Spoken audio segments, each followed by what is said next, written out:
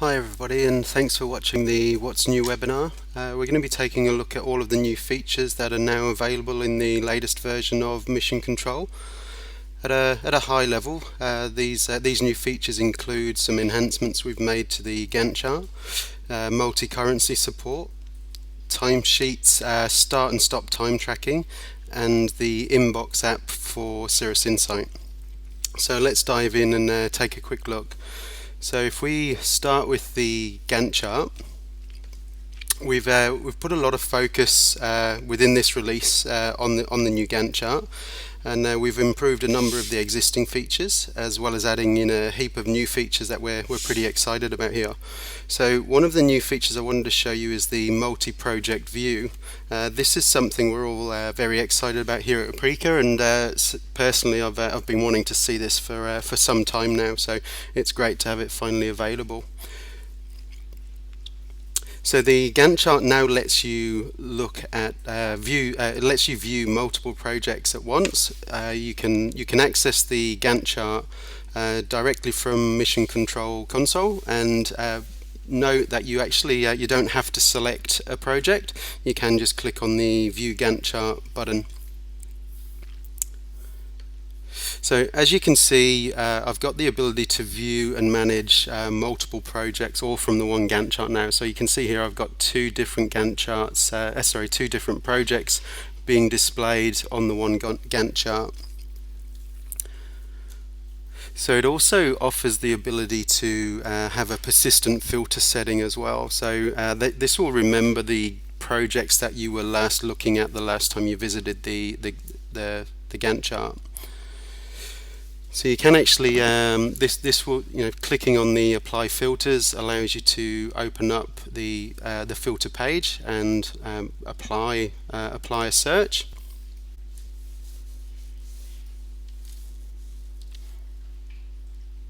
So you can see here I can specify which field I want to actually filter on. So I can look at the project name, or I can look at the category and any other custom pick list that you might have put into your own project object. So I can type in here, and as I do that you can see that the projects start to disappear from the list, and then I can make my selections and just click on load projects. So if I want to remove my existing filters, I can just click the clear filters button.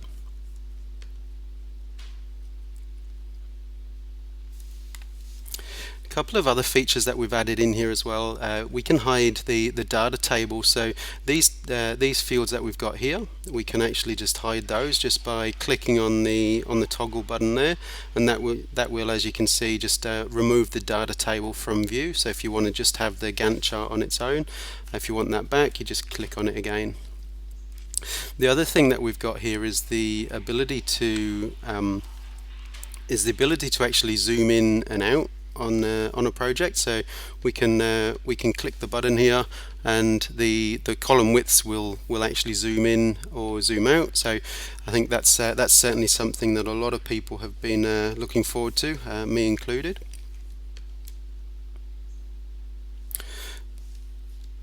So one of the other features that we've added in is the ability to mark individual actions as high priority.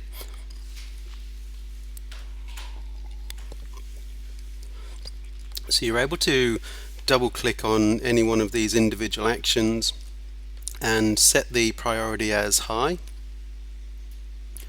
Now once I've done that, you'll see here that this is now flagged as red on the Gantt chart, allowing you to easily identify the critical actions within the project.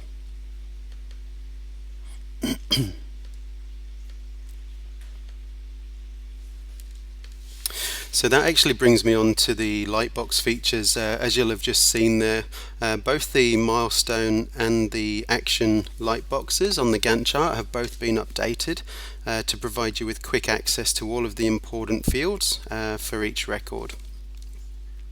So if I double click onto an action, you can see here I've got all of the fields that are relevant to creating a new action.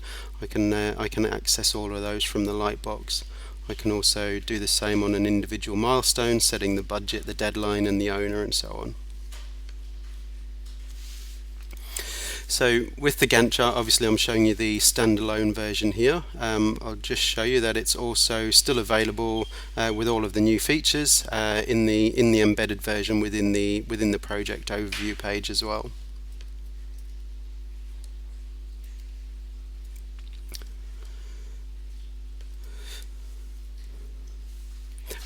So one of the other features is multi-currency support. So to support our clients requiring the ability to use the multi-currency feature within Salesforce, a few enhancements have been applied to various objects and triggers within Mission Control.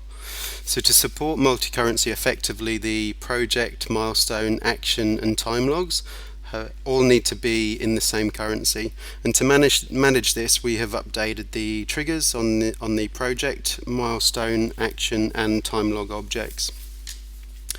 So when a milestone, action or time log is created, the currency for that record will automatically be updated to ensure it matches the currency specified on the parent project record.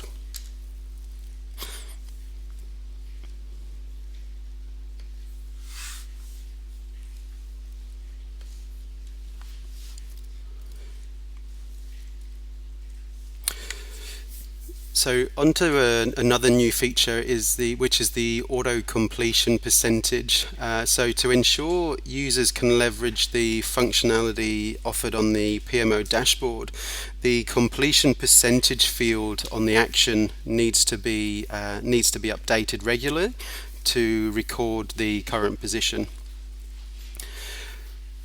We noticed with a few clients they were not able to take advantage of the PMO dashboard because they weren't regularly updating this field. Typically it was only getting updated to reflect a deviation from the expected progress. So we decided we'd help out and try and automate the completion of that value. So as such, the action trigger has been enhanced to maintain the percentage value based on the hours completed divided by the hours scheduled automatically. However, you still have the ability to manually change the value as well. So to support this feature, a new checkbox has been added, the completion percentage overridden field. So you'll want to add that to your action page layout. So this will be updated to true if the user is manually changing the completion percentage value. So just one thing to be aware of: once this value has been overridden manually, it will need to be maintained manually from that point forward. So we've also enhanced all of the time logging pages, such as the timesheet, the whiteboard and the time loggers in the classic sidebar, the Salesforce One mobile app and the new Cirrus Insight inbox app, which I'm going to explain more about in a moment. So to make it as easy as possible for a user to identify if the completion percentage is being maintained automatically or if it's being manually maintained, we're displaying that the value in a different colored font. So looking at this timesheet, you can see that any value that is being maintained automatically is actually displayed in a gray font, and then any one that has been manually overridden is being displayed in a black font. So whilst we're actually on the timesheet, I can also show you another really cool feature that we've added, and this actually came up in conversation with a new client who was when we were looking at the timesheet, they said, hey, wouldn't it be great if we could actually have the start stop functionality on the timesheet the way you've got it on the sidebar time logger. And I remember thinking at the time, like, why haven't we done this already? So guess what, we've added it in. So what you can see now on the timesheet is we've got a play button here. So we can immediately start tracking or stop tracking time on any one of these actions. So if I click on the play button, that will start tracking time. Now you can see here I've got one here that is currently being tracked, and I'm able to click on the stop button, and what that will do is actually record the time that has been tracked for that action. So really excited about that, and I'd just like to thank Justin for the suggestion. Now Before I move on to showing you this next feature, I'd just like to apologise up front, as this won't be of benefit to every mission control customer. It will only be of benefit for those customers who are using the Cirrus Insight email plugin for Gmail or Outlook. I'm personally really excited to see what we've got this up and running.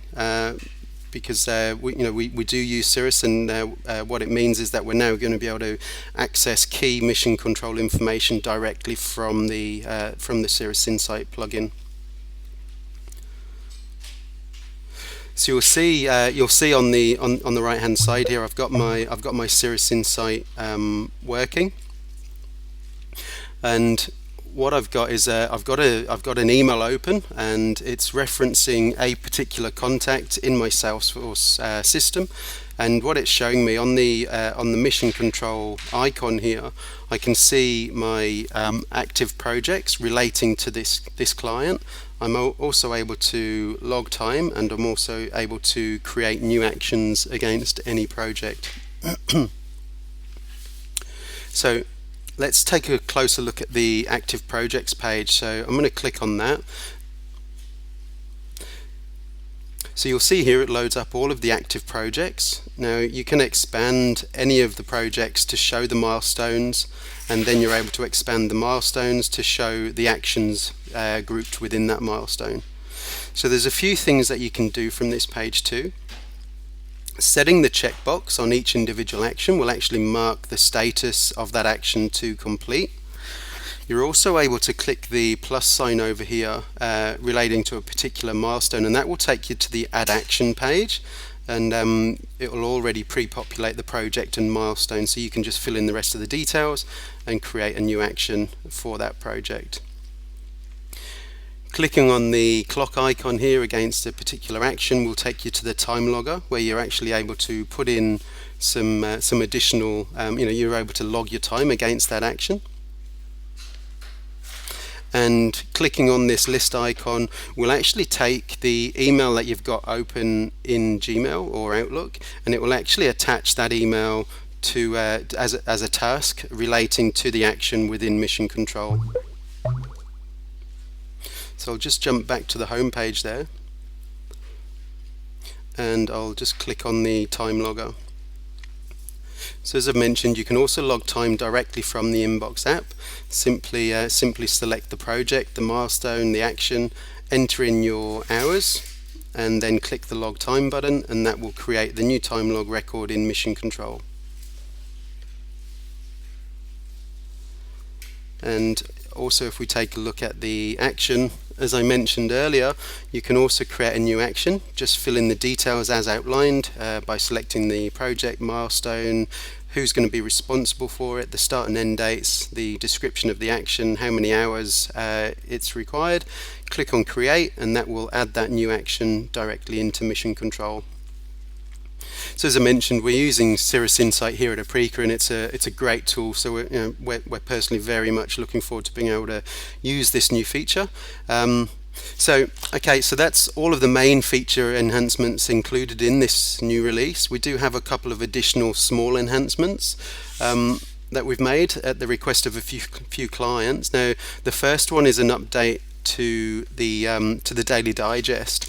So the action ID included in the table within the digest now includes a hyperlink to take you straight to the record in Mission Control. Now please be aware that these links will only display for role records that are linked to users, and we've also adjusted the date format to match the locale format of the running user that is processing the digest. So the other small enhancement relates to the starting day of the week on the timesheet. It was previously defaulting to the first day of the week, as is controlled by the locale setting. So for example, if your locale is the United States, the start date would be Sunday. Now we've now included this timesheet offset function that you can access by coming to the Mission Control console, going to the project automation section, and you can actually add additional days or reduce days. So by setting this offset value, you can adjust the start date of the week on the timesheet. So for example, if you make the offset 1 day. The timesheet will start on a Monday instead of a Sunday.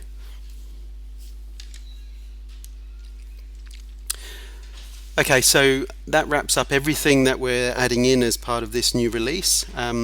Obviously, you can go to the release notes contain instructions on how to install the upgrade.